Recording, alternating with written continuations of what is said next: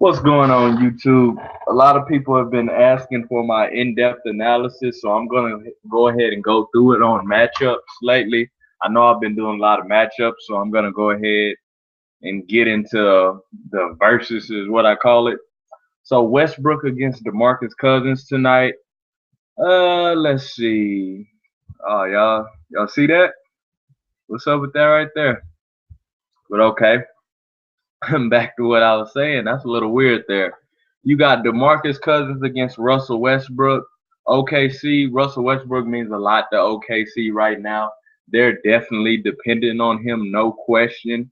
So, with that being said, I think it's clear to say that they're going to shoulder the load on Westbrook right now. Augustine still probably hasn't even made it into OKC yet. So, I think it's safe to say that Westbrook is going to man a lot of the ball right now until Durant gets it together. It's easy to say he's going to get a whole bunch of touches tonight. He may even play 40 to 43 minutes. He's going to take little breaks. So I highly depend on him to score a lot tonight. DeMarcus Cousins is going up against the Los Angeles Clippers, not Jermaine Racing for whatever this slip up was. But DeMarcus Cousins going against DeAndre Jordan. This should be a very tough matchup back and forth between the two. I see a lot of foul trouble tonight, just them matching up against each other. Both are physical and easily frustrated. So if I would have to make a pick, I think it's safe to say Westbrook. Davis versus James Harden. This is always so hard to deal with just due to the fact that Harden is so potent, but Davis is also so potent at his position. They're going against Whiteside tonight, so if I would just have to jump out on a limb, I would say Harden just because I know DeRozan is less likely to be able to hold James Harden, while Whiteside is more likely to shut down that whole middle. He just takes up so much space with those arms. Davis may be a little quick for him. He may look to get him out on the wing because I just can't see them putting Whiteside on a sheet.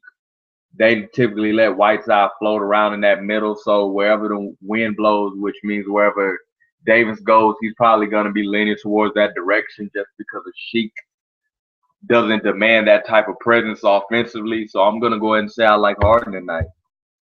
DeAndre Jordan versus Chris Paul. This could be a foul trouble game just due to the fact that Jordan is going to be their main scorer. And he's been snatching down 27 rebound games. I wouldn't just totally go against this one. If I had to pick, I would still say Chris Paul just because he's going to be a threat to score since Blake Griffin is out right now. So what I'll tell y'all to look for is if DeMarcus Cousins boxes out early and keeps DeAndre Jordan out of the paint, he comes back offensively, he hits DeAndre Jordan with a few pump fakes because DeAndre is definitely going to try to block, and he leans into him and gets that contact. DeAndre Jordan is going to have a tough night because he's going to foul so much. But I know Doc Rivers is preaching to DeAndre Jordan that he needs to fall back a little bit because he doesn't have that freedom anymore. So if I had to pick, I would tell y'all to go ahead and say Chris Paul, but I'm not even going to lean towards that direction.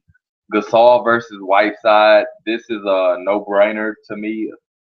I would go ahead and say Gasol just because it's going to be an up-and-down game.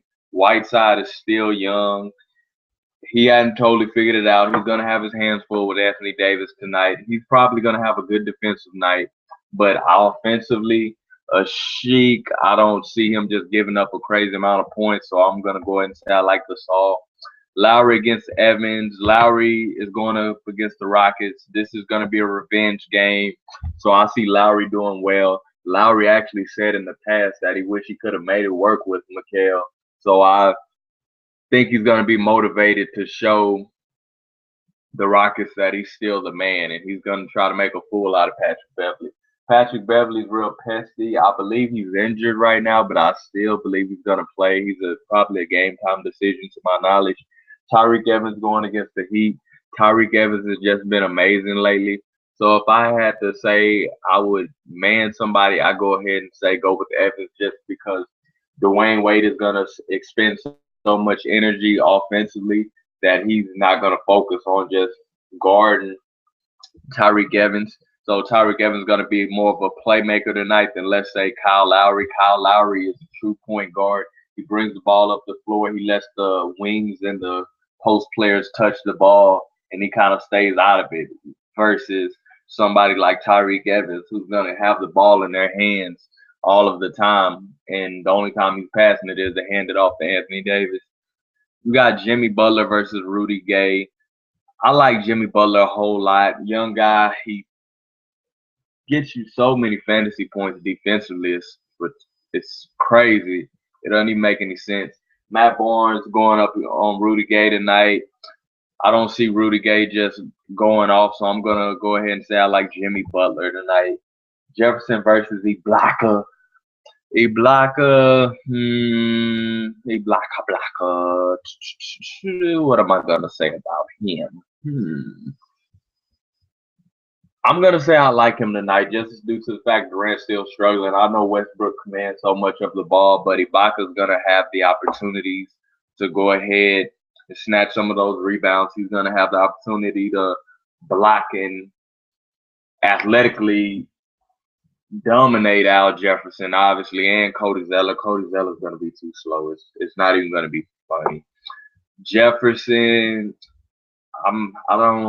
is Cantor playing tonight for the Thunder yet? I don't know if Cantor is past his physical and everything yet. He probably is going to play, but he's not going to be totally equipped into the offense yet. Obviously, he's not just going to learn all of their plays. So Ibaka's may even shift in at the 5 a little bit. Steven Adams is still a little sluggish. He still got to get back, so I'm going to say I like Ibaka. Derrick Rose against Eric Bledsoe. That should be a tough matchup. Derrick Rose, even though he's been pretty good, he just doesn't jump out at you in fantasy right now. He's still got a steady, consistent game going. Bledsoe, he means a lot to the Suns right now, just due to the fact that they've lost so much that he's going to have to grow up and shoulder a lot of that load until everybody can settle themselves in with the new additions. So I'm going to go ahead and say for safety, I would still like Bledsoe. It's just going to be difficult because Butler's going to be guarding him, of course, and Butler's the best, if not the best. I think you can throw Clay in there. That's debatable, but I would stay away from that one.